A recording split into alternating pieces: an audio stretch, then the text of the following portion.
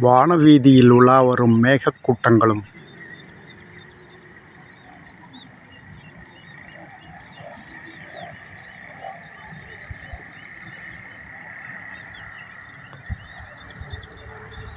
வானத்தின் அரசியாய் சந்திரனும்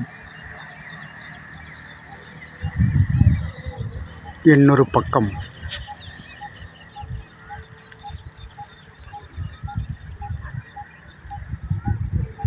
உலகுக்கே ஒளி தரும் சூரியனும் அரசனாய்,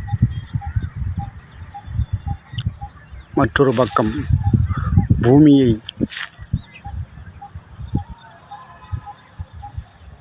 பசுமைக்காடாய் மாற்றி வைத்திருக்கும் இயற்கையின் அழகும். என்னே இறைவனின் படைப்பு! இறைவா, உலகில் நீயே சிறந்தவன், உயர்ந்தவன், அனைத்திற்கும் ஆதாரமானவன்.